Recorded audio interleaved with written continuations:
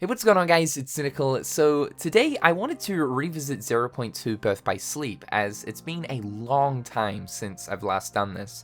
In fact, I think it was shortly before the release of Kingdom Hearts 3 that I did a full playthrough of the game, and recently I've been wanting to run back through it, ever since, of course, Kingdom Hearts 3's release, to see exactly the ideas that they had for level design and the concepts that didn't end up transferring over into Kingdom Hearts 3. You guys should know that 0.2 Birth by Sleep was originally planned to be the very beginning portion of Kingdom Hearts 3. We would play through Aqua's story in the Realm of Darkness. It would then link up to Kingdom Hearts 2.9, still so weird that that's a thing, and that then marks the very beginning segment of Kingdom Hearts 3. But they felt like because there was already so much in the game already, they had to detach 0.2 and chuck it into its own thing, being Kingdom Hearts 2.8. This was also great during the time because it was 2017. At this point, it had been quite a few years since the unveiling of Kingdom Hearts 3. We were absolutely starving as a community for anything new, anything fresh. While it was great to be getting the HD remixes, we just simply wanted some new content.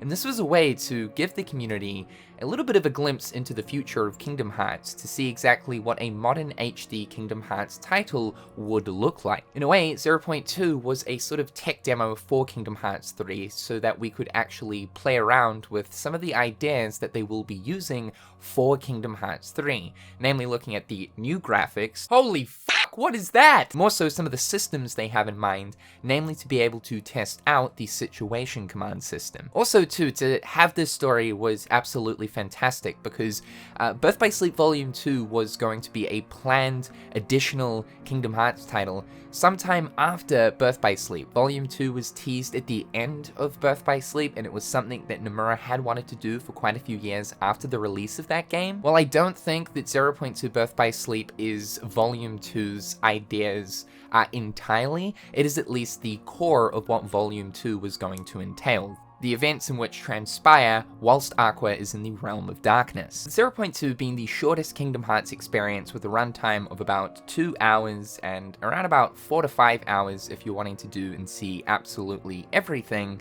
was explained to be the runtime of one world in Cage 3. So through and through, this was used as an example to what we can sort of expect from the long-awaited title, and I guess from all of the aspects of how the worlds are laid out is sort of what we should come to expect in regards to Kingdom Hearts 3's worlds. Now, I can say confidently that I think the Dark World is one of the most fleshed out worlds with so many cool and unique ideas put into it in comparison to the other worlds that were present in Cage 3. Now, I do stand by this though. I do believe that Cage 3's worlds are the absolute best out of all of the worlds that we've received throughout the various Kingdom Hearts games. Finally, Square Enix decided to kind of return to their roots with actual good level design, something that I think we saw a lot in Kingdom Hearts 1, but then shortly dropped off after with the other games that released after. If I look towards the worlds in Cage 3, for the likes of like Toy Box, Olympus, the Caribbean, and Arendelle, there was a strong emphasis there on the exploration factor and actual really good level design. While combat is the forefront of, I think, now any Kingdom Hearts game, it was at least cool to see that actual platforming and level design was at least a priority for this project. However, though, there are some ideas that the Dark World here executed that I feel like are still a little bit lackluster in Cage 3, so let's talk about that. The game immediately throws us into the Castle of Dreams portion of the Dark World, which is obviously Cinderella's world. We're in a small area known as Castle Town. There's a bit of exploration here. It's not massively wide open or anything, but the objective here is to find 4 gears in order to reverse time to restore the broken bridge so that Aqua can make her way to the castle to progress. The idea here is to track down the 4 different gears in this small area. Now, this is a very simple concept, but is a little bit different for Kingdom Hearts, because generally speaking, the way that you progress a world is you pretty much run forward, you go to the area that you're meant to be in order to activate the story event. There's usually a combat scenario. You finish that combat scenario, you then push forward through a few different areas, reach the next story flag to activate the next combat scenario, so on and so forth. This is kind of always the way that progressions worked for most of the Kingdom Hearts games, aside from that of Kingdom Hearts 1. KH1 is a little bit different, and that's why I kind of had the vibe with 0.2 that Square Enix was sort of returning to their roots here with making the player having to actually go out and interact with different things, do a little bit of puzzle solving, find certain items, and it's not just combat situation after combat situation. So this Castletown segment sort of told me that, yeah, in Kingdom Hearts 3, there surely should then be some segments there where it's not all just going to be combat to progress, but rather actual things to do within the world itself. Now later on, when we get to the world within area of the Dark World, which is taking after Dwarf Woodlands, we get to the mirror area, and I think this is hands down the best part of 0.2. There's some great level design here with some platforming, some puzzle solving. Aqua has to enter a bunch of mirrors and complete the task that the mirror presents to her, whether this be a few waves of enemies, the mineshaft area where we had to use the mirrors to spawn a platform to then progress the level. Some of the mirrors would have you actually perfectly timing when you spawn in the platform. The final mirror that does this allows you to actually time it so that you can reach two other collectibles on either side rather than just heading down the main path. The staircase mirror involved a little bit of puzzle solving. It seemed like you were just running up an endless staircase going through the mirror at the top, but there was actually a point where you had to turn around and go through the mirror behind you where you spawn in. The upside down room, which I think this is just simply fantastic. There are portals on the pillars that you have to find in order to then flip the entire level upside down to then progress to find another portal to flip it back upright to then find the exit. The puzzle solving with the chest mirror, there is a bunch of chests, but only one of them is real. In order to find the real one, you have to look into the mirror to find the chest that currently isn't open in the reflection. And I especially love the candle room, where you have to extinguish the flames and then summon the Neo Shadows, defeat them to then progress. The world within portion of this game just gave such a good example as to hopefully what we could expect from Kingdom Hearts 3, with Square Enix really giving personality and character to a world with these very unique different scenarios in the world's progression. The Forest of Thorns, I think, is the most atmospheric portion of 0.2, and quite possibly even one of the most atmospheric parts of any Kingdom Hearts game. In design, it's incredibly straightforward. You just run forward and you'll eventually reach the end, but man, the amount of flair that Square Enix put into this area is simply wonderful. In amongst having to push through this dark, drab, thorn-filled forest, the dark side encounters here are fantastic, having to actually fight a couple of them, but with the ones that are positioned on the outside of the level path that just kind of stand there ominously staring at you, sometimes spawning in enemies. The rail grind section though, especially, where they're trying to knock you off the rail and cause damage. And of course, like the last portion of this area with the absolute hordes of dark sides, with this ultimate one that you have to fight at the end, finally introducing some brand new mechanics to a dark side fight, something we've been waiting a long time for. Aside from that of Recoded. Recoded did have a kind of cool, glitchy, bug-filled dark side fight. This was an awesome area. It is just bursting with character and really portrays how absolutely twisted some worlds get when they fall to darkness. The Depths of Darkness was the last area. There wasn't much that really went on here. It's probably the smallest in the sense of what you actually have to do. You simply just progress to the end of the path, and then of course you have the final boss fight. But all in all, looking at this as one world setup, there was a lot of stuff that was going on, and more so than I can say for quite a few of the different Kingdom Hearts 3 worlds that were present. Again, I'm mainly just talking about things you actually have to do in order to progress the world. Obviously, the Kingdom Hearts 3 worlds are quite well fleshed out, but again, there was still a lot of those combat scenarios and less of the actual interactables or different objectives you had to do throughout each world. Sure, I understand that when looking at something like the Caribbean, we had to collect the crabs, and then of course we've got the pirate ship gimmick. In the Kingdom of Corona, there were a few cool things you could interact with whilst escorting Rapunzel out of the forest, as well as the dancing minigame, but still, I felt like the progression of Kingdom Hearts 3 worlds, while they were long, there was a emphasis on exploration for at least most of the worlds. These unique puzzle-solving situations or platforming situations were still not present, and I think we're done better here in 0.2 Birth by Sleep's level design. The objective system, though, helped tie in a little bit more flair and flavor. There were a few different things that you had to do throughout 0.2 that were tied into the levels, tied to the objective system. It was a system that was actually going to be in Kingdom Hearts 3. Square Enix did decide to remove this just because there was already so much content present in the game. I feel like it's a little bit of a missed opportunity. We've talked about this a lot, and I don't want to go in depth about it, but I do wholeheartedly hope that it returns for Kingdom Hearts 4. It just adds this system that allows them to add in other challenges throughout the game that are separate to that of trophies or achievements, and obviously rewards the player for completing certain different unique objectives. Some can range from just using simple magics against enemies to finishing off a boss in a very specific way. There are certain conditions that need to be met, or interacting with unique objects within the actual area. In the Mineshaft area, you have to collect 7 white gems in order to complete the Gem Gatherer objective. These are all, for the most part, positioned sort of out of the way, and for some of them, you actually have to smartly think about where you're positioning the platforms and time it just right in order to get to them. There was even an objective that had you perfectly position the 2 rock platforms to align the crystals up to form a wayfinder. For the Forest of Thorns, there are 3 hidden flower bushes that you have to find, and when you wrap up the game and return to the 3 main areas,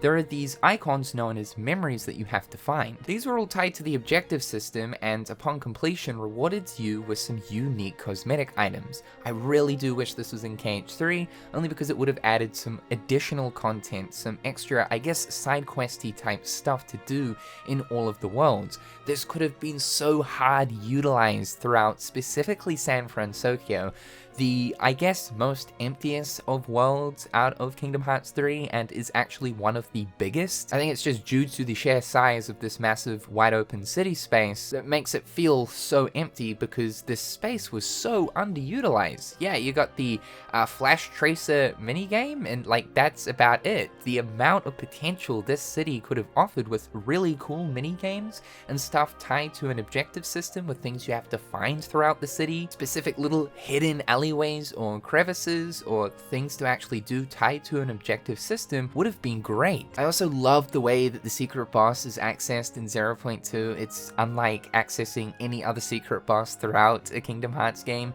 Upon completing the game, 12 new chests spawn, and they all contain Zodiac sigils. As you collect them, the corresponding Zodiac sign on the ground around the circle in the World Within area will light up. When all 12 light up, a new mirror will spawn, giving you access to an enemy boss gauntlet, with the final boss being a very hard version of Phantom Aqua, known as Zodiac Phantom Aqua. Which, even though I hate this secret boss fight to this day, I think that just goes to show how well designed it is. It's a pretty tough fight, just considering that Aqua's kit in 0.2 is pretty limited. Having to work with that against the moveset of Zodiac Aqua is definitely a challenge. I don't think many people are expecting such a tough-as-nails secret boss fight for 0.2, let alone a secret boss fight at all. But you actually had to go out and collect these items that only spawn once you finish the game, and then return back to an area that then gives you access to a new portal.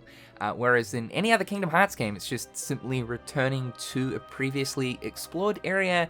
There's now either a new portal or just the event then activates instantly, and boom, secret boss fight activates. I just really love this idea of having to do some prerequisites in order to access this additional content. Kingdom Hearts 4, we've sort of talked about Sephiroth returning as a secret boss fight, and I love this idea of having Sephiroth from Advent Children having to actually progress a side story that is separate to that of the main story, to then have to take on the Sephiroth clones that will then eventually give you access to a Sephiroth fight. I really do feel like the Dark World in 0.2, funnily enough, is one of the most fleshed out worlds in the entirety of the Kingdom Hearts series. Especially looking at original worlds, this is one of the most well done ones we have yet, especially when you consider that original worlds in Kingdom Hearts 3 were just so lackluster, Keyblade Graveyard being a boss gauntlet, Scarlet Kylum just simply being one space for the final fight,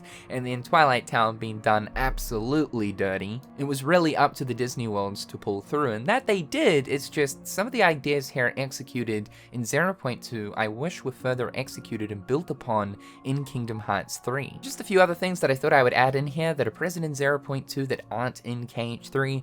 When you're building situation command arrows over the command menu, the Keyblade actually sparkles to indicate that you are about to pop a situation command. If a form situation commands can be activated like Spellweaver, the entire Keyblade will glow. I also noticed in 0.2 that the shock status effect that is caused from using thunder against enemies is a lot more prevalent. Speaking about thunder, the camera actually pans backwards when using it in 0.2, whereas in Kingdom Hearts 3 this is not present at all. I'm assuming that Square decided that the player might find this a little bit annoying after about 25 hours of playing. 0.2 has a unique panning camera option when pressing the touchpad, because obviously in Kingdom Hearts 3 when using the touchpad it will activate the Gummy Phone camera. This allows you to pan in to get a close look at Aqua's model.